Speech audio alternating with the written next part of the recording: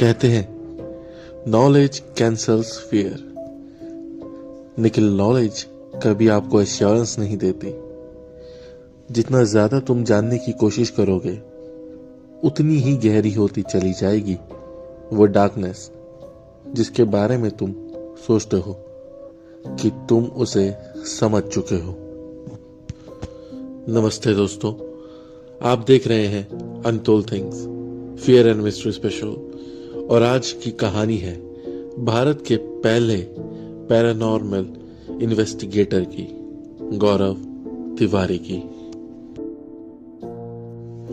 India's first paranormal investigator गौरव तिवारी एक ऐसा नाम जिसने भारत में पैरानॉर्मल इन्वेस्टिगेशन को सिर्फ अफवाहों से निकालकर साइंटिफिक अप्रोच के साथ पेश किया।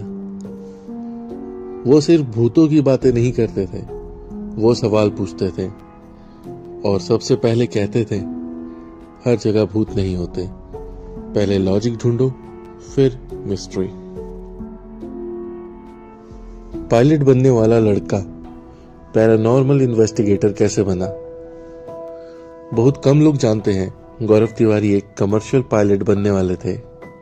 एविएशन की पढ़ाई, फ्यूचर सिक्योर, फैमिली प्राउड। लेकिन फिर जिंदगी में एक ऐसा मोड़ आया जिसने सब बदल दिया।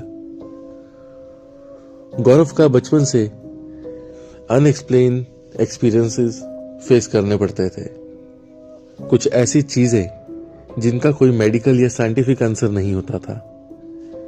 जब उन्होंने इन एक्सपीरियंस के बारे में पढ़ना शुरू किया तो उन्हें एहसास हुआ लोग डरते इसलिए हैं क्योंकि उन्हें पता नहीं होता। अगर उन्हें पता हो तो डर कम हो सकता है।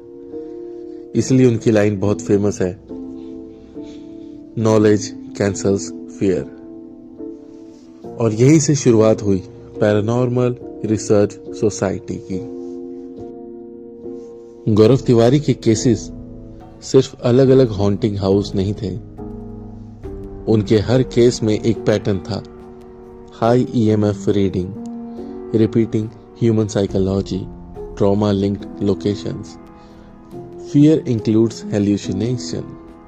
वो मानते थे कि हर पैरानॉर्मल एक्टिविटी के पीछे गोश्त नहीं होता, कभी कभी ह्यूमन माइंड भी इसके पीछे की वजह हो सकता है। लेकिन कुछ केसेस ऐसे भी थे जहां लॉजिक भी साइलेंट हो जाता था। धीरे धीरे गौरव तिवारी टीवी पर आने लगे, जैसे कि फियर फाइल्स, भूत आया, हॉन्टेड नाइट्स। ये वो शोज थे जिन्होंने ऑडियंस के दिल में एक अपनी अलग जगह बना दी थी, जो कि रियल स्टोरीज पर बेस्ड होते थे। और इनमें से कुछ शोज तो रियल लोकेशंस पर भी शूट किए गए थे।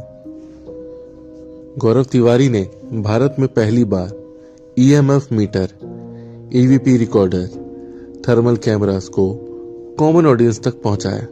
लेकिन फेम के साथ आया pressure, criticism, trolls and family stress.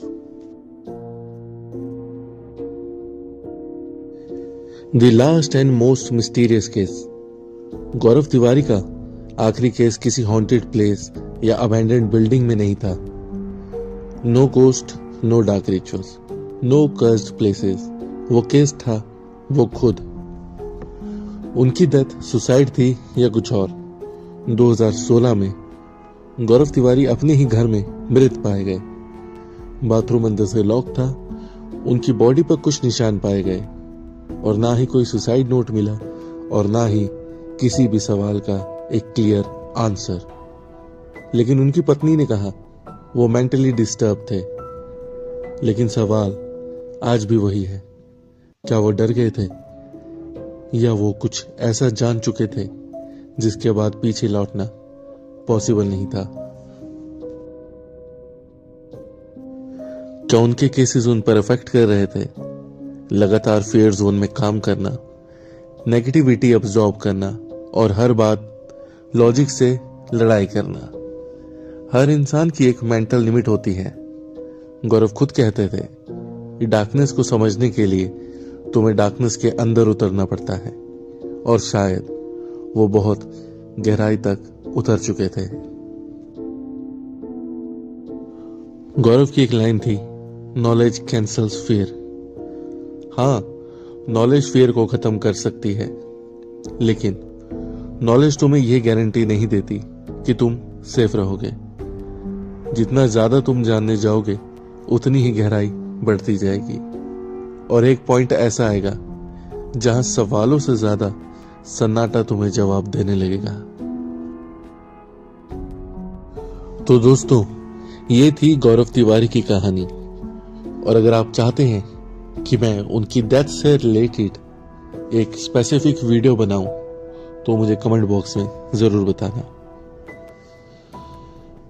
अब सवाल ये है, क्या वो सिर्फ एक इन्वेस्टिगेटर थे या एक ऐसा इंसान जिसने अंधेरे को बहुत करीबी से देख लिया था? कमेंट में बताओ, क्या तुम्हें लगता है उनकी मौत सिर्फ एक सुसाइड थी या कोई अधूरी रह गई इन्वेस्टिगेशन? और अगर तुम्हें ऐसी रियल मिस्टीरियस स्टोरीज पसंद है तो चैनल को लाइक, शेयर और सब्सक्राइब जरूर करना, क्योंकि कुछ रहस्य सिर्फ सुने नहीं जाते, महसूस किए जाते हैं। धन्यवाद।